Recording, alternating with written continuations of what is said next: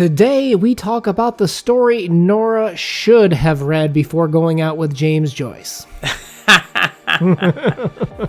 And welcome to the Codex Cantina, where I am Una. I am happy to be back with James Joyce Crypto. Now, if you are new to the channel, we do literature breakdowns where we go heavy into detail, bringing out some of the interpretations and meanings behind that.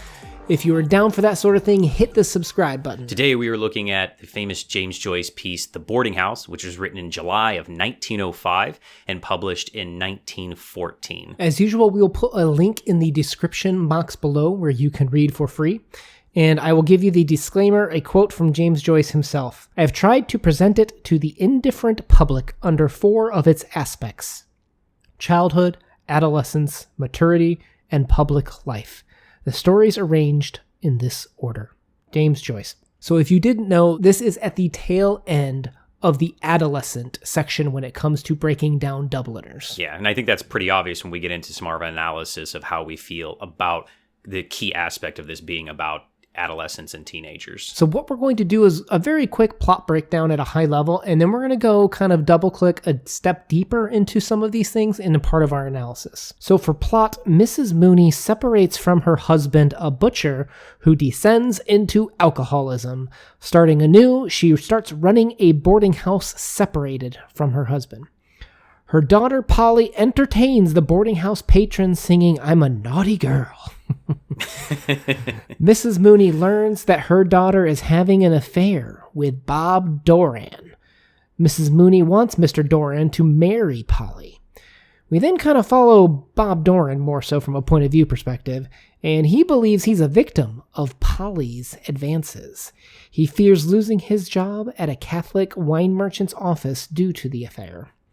After Doran leaves the room, Polly appears content, and Mrs. Mooney calls Polly down so that Mr. Doran can speak with her. Very high level, but we'll go into more detail here. That was a great job. So in terms of analysis, okay, first let's just get out of the way. This takes place on a Sunday between sunrise and mass. And no, James Joyce, everything in a James Joyce story means something. Everything alludes to something, and we can't cover or recognize or know everything.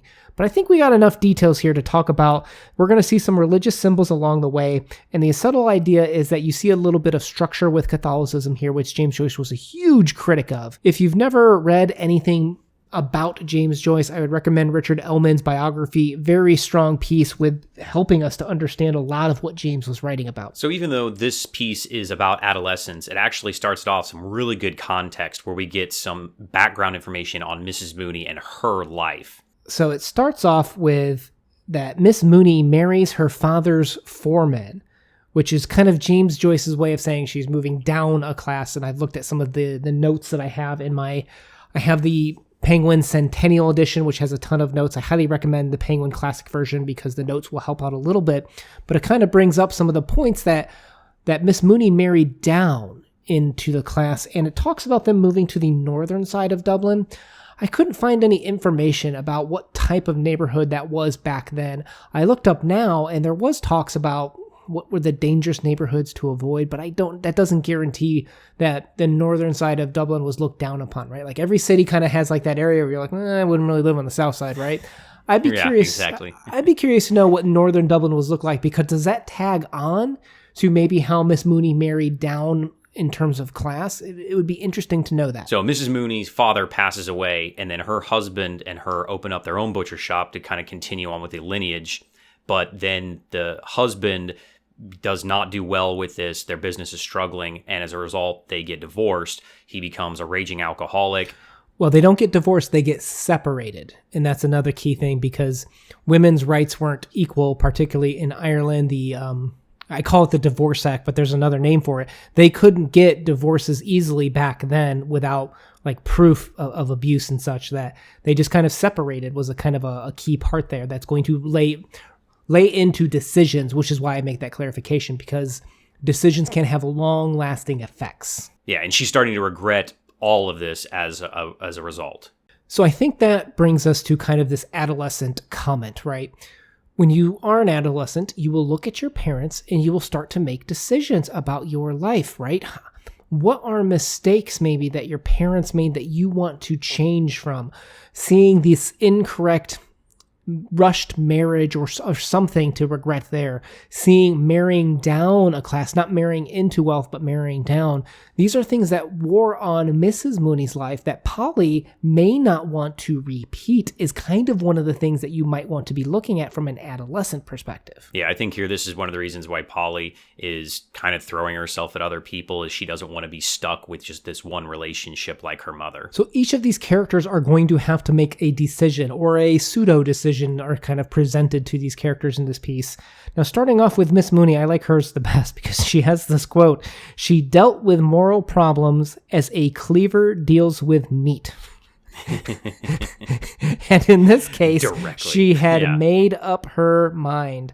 So if you want to think about splitting a decision, and cutting that moral fiber in a sense, she's I think she was described as a big, imposing woman. So Miss Mooney ain't nothing to mess around with, right?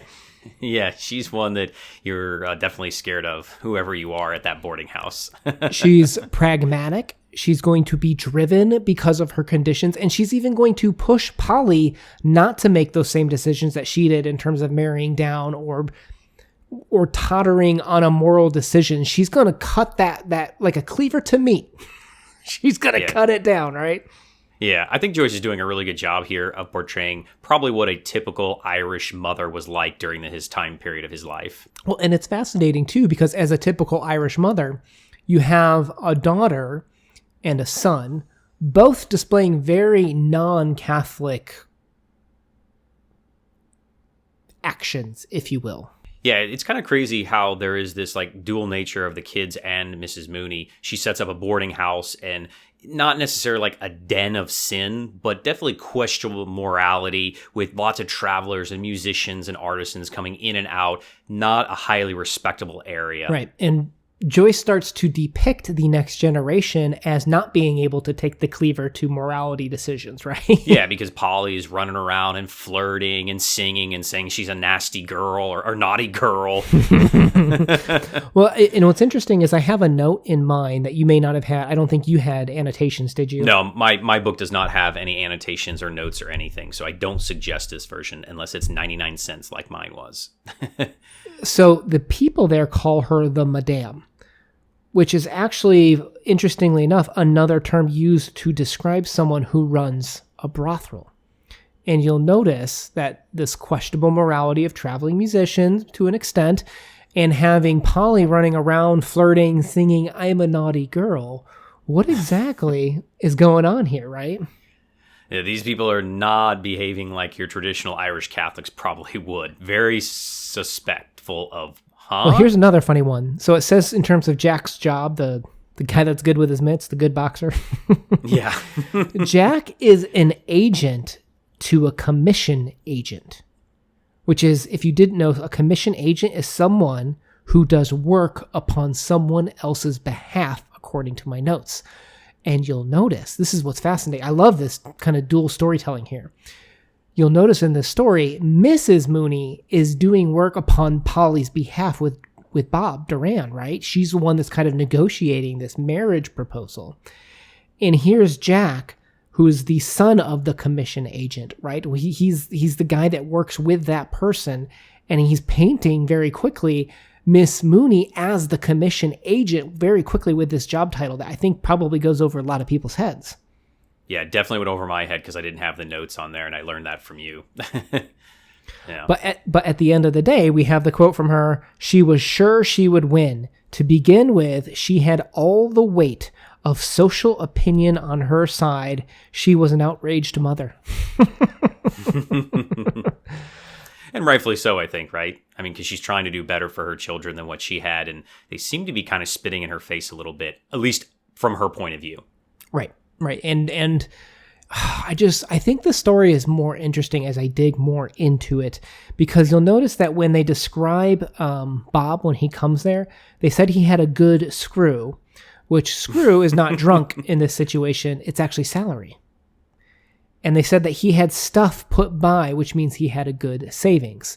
So Mrs. Mooney is looking at this as a chance to marry up in class as opposed to what she did as well. And along comes opportunity. You notice she watched, but she didn't stop it. Yeah, I think you're going to miss a lot of that if you don't know the terminology, as we've said with Joyce before. Knowing what the words mean during his time period and in Ireland is key to enjoying the story so much more, because you will miss out on little things like that and saying, what? I don't get it. All right, so the narration is rather unique because while it is omniscient, we play favorites throughout this, right? So we've talked a lot about Miss Mooney, right? She wants her kids to do better. She sees this guy with lots of money potentially, right? And she sees an opportunity. Let's talk about Bob. What about Bob?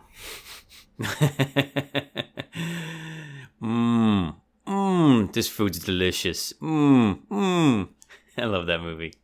So Bob is a patron as someone passing through and stays at the boarding house. And he's our suspect moral traveler, right? Now here's what's interesting. The name Doran in Irish means exile or stranger. Oh. Right? And he's the one that comes to the boarding house and takes Molly's morality away, if you will. Or does she give it away?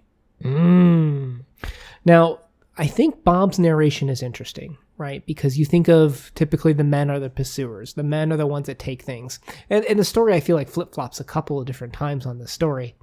But when we get Bob's narration, he paints himself as this martyr. She was advancing on me. She seduced me. Yeah, he's definitely painting himself as the victim here, for sure. Well, he's the martyr painting himself as a saint, I would say. Maybe not that far. Well, the point being is, can he take the cleaver to the moral decision? No, definitely not, because he's going to be marrying Polly. Well, and so this story, again, in terms of Joyce's brilliant ability to set things up, meat to cleaver, to cut things, to decisively make a decision and slice through to make a decision. We have this quote when he's called down to talk to Miss Mooney. We've got some more razor action, right? He had made 2 attempts to shave, but his hand had been so unsteady. So the razor here is representative of this next generation unable to make decisions. This new generation is paralyzed, like we talk about in a lot of the Dubliner stories and modernism in general. Characters typically are very unresolved. They're not able to make decisions, and that was a big critique James Joyce had of Dubliners, is that they were unable to make decisions, and here he is unable to shave. He can't take the cleaver to the meat. Yeah, and do you think that the religion plays a lot of role in this as well? Yeah, because if you remember, they said that he was atheistic when he was younger. He got that out of his system. Now he's going to church. He talked in confession about what he did, and he was given reparations to make. So we know he's entered back into his political life in a sense too, which Joyce viewed as, he was a very big outspoken person, that something that else that's handed down to you in terms of the previous generation is religion and politics, right? A lot of times the religion, the politic, the foundation that you follow is typically mirroring what your parents were. And here we have him trying to become more religious. Yeah, so the passing down the cultural identity to Polly, and then these two maybe different age groups kind of not meshing well together. Well, think of it this way too. This is his chance at rebirth. He's ready to enter back into being the right moralistic, according to the Bible's view.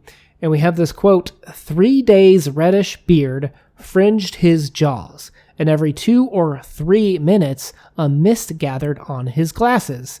How long did it take Jesus to be resurrected, Crypto? 3 days. I can't see my 3 days. Right. So here he is, having not been able to take the cleaver for 3 days, 2 or 3 minutes to come down.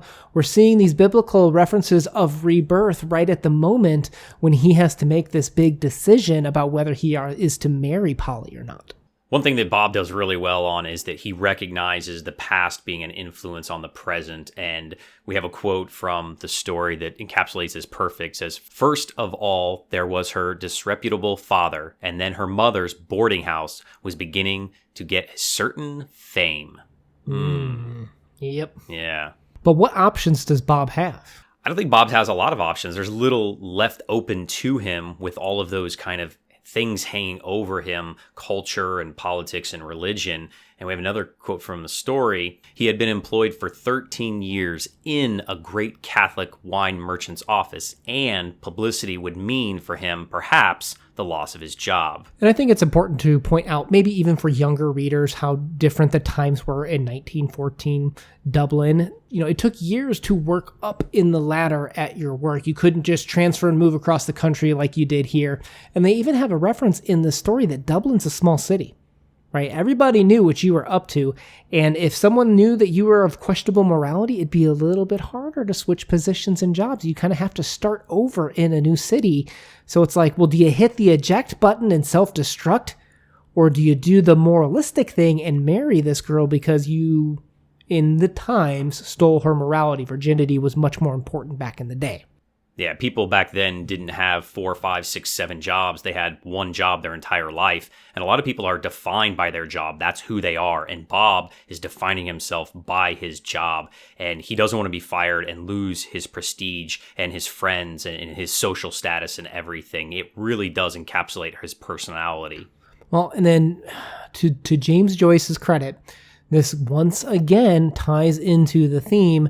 Do you really have questions, or are things passed down to you? Much like we talked about with religion and in terms of politics, a lot of times you think you're making the decision, but sometimes it's just handed down to you.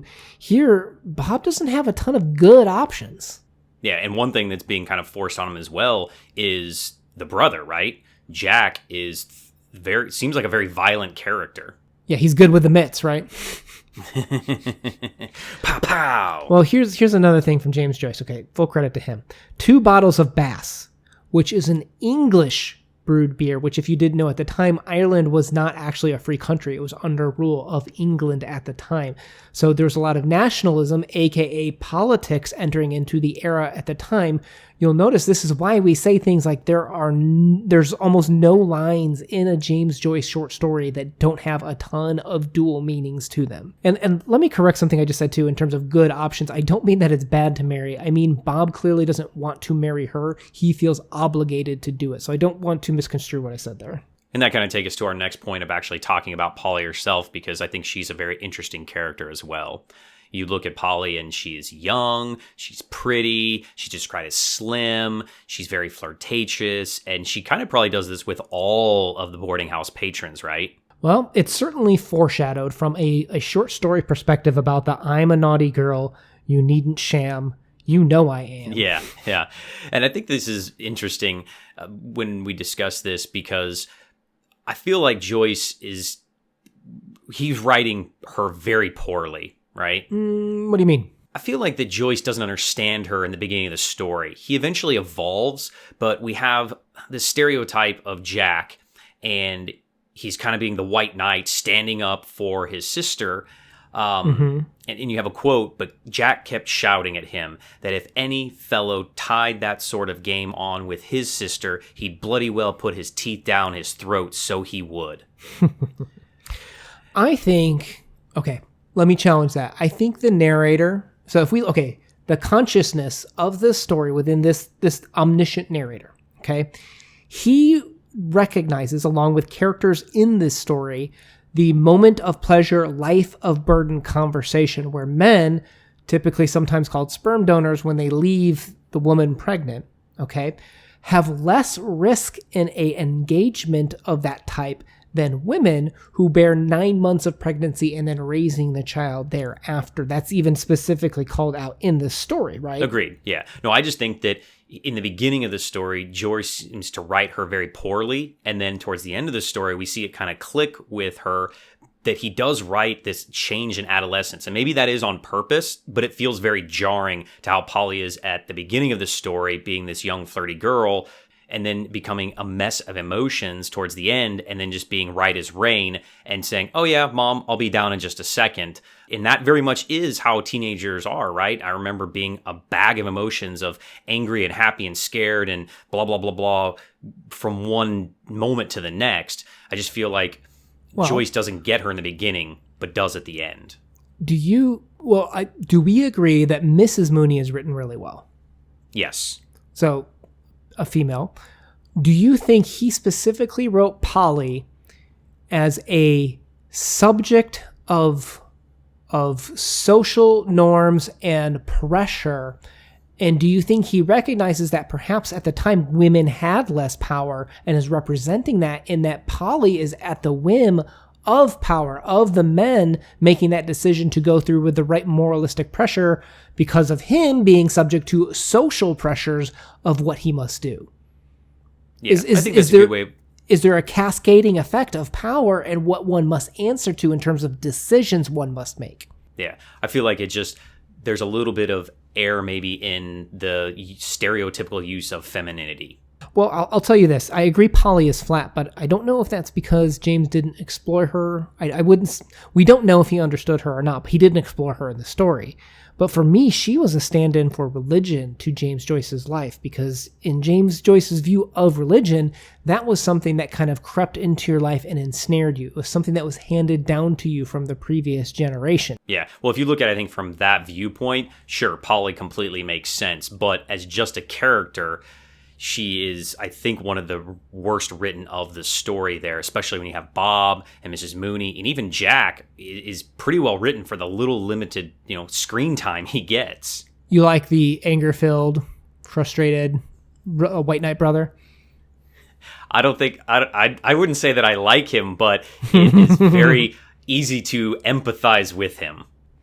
Well, I think it's interesting. So if we look at Miss Polly, she's trying to get this over with because she's got to catch that it was like a train or a trolley to get to Late Church, which Late Church at the time had a reputation for the people that were boozing and taking and partying all night Saturday night. There was the Late Church that was shorter. That was a half hour that you could get to for sleeping in. You have some commentary there too of her trying to, shove this marriage out of the way so that way she can get and pay her reparations to the church as well. To me, Polly was meant to be a stand-in. I agree, weaker character, but to me it was a stand-in purpose of representing the church and something that seduces you, something that ensnares you in James Joyce's view, is what I would say. All right, so she's one of the sins that is tempting Bob, and he fails. Oh, he sure does. And then he's got to deal with that big, imposing, cleaver-wielding mommer. Don't we all? I love my mother-in-law. So in the end, though, the story just stops. And I think people are going to ask the question, what on earth? Does he propose? Does he not? Well, this is all about that idea of, does Bob really have a choice? Do adolescents have a choice? Are they kind of given... Do they have their choices knocked out and have a limited option presented to them? I think is kind of what happens, right? Each character has very limited options available to them in this adolescent world. That's really where I think the commentary went to with Joyce for me, and is very common of this era in terms of the modernists just kind of leaving things open to allow readers to apply their own lens on what they think their view of life is. Yeah, one thing that I think that maybe younger readers won't get with the ending here is that they really didn't have a choice, because back then you didn't have as many options as you do today, and people weren't as free to just say, you know what, I don't care what you think. They did care what other people think, because it did matter in such a small community where now you can be having your job online. It doesn't matter what other people think of you or how they view you. Right. So let's move into our subjective ratings. Crypto, what are you going to give this one? This is a Joyce piece, so I think analytically you can always rate it super high. For enjoyment, I laughed, so again, you make me laugh. I'm going to really, really like it. On this one, I'm going to give it a solid 8 for both ratings. Taking the meat to the ratings. Okay, cleaver to the ratings. I think I started off lower. But then when I read it again with a lot of those meanings about the screw, about Jack's job, about where they lived, and that representing a class marrying down, I don't think I got it at first until I read those notes, did a second pass, and I was like, oh. Well, actually a third pass, because I've read this story a long time ago. All of these stories, I think, in Dubliners are great. I really do. Oh, if I got to give a rating, I'll give it an 8.5 as well. I think I've talked myself up upon comparing this to James Joyce's views, what these characters could represent. Let's go with an 8.5 for me as well. Come on, give me credit. I talked you up. You talked me up a little bit. Well, all right, guys. Hopefully you enjoyed this James Joyce discussion. If you would like to read more Dubliners and are interested in checking out more of our talks on the whole Dubliners book as a whole, we will leave a link down below for you to check out our Dubliners and James Joyce's playlists for you to follow along in the conversation. We post videos 2-3 times a week on literature discussions. If you'd like to join us on that journey, please hit that subscribe button. This is Una, out. Peace.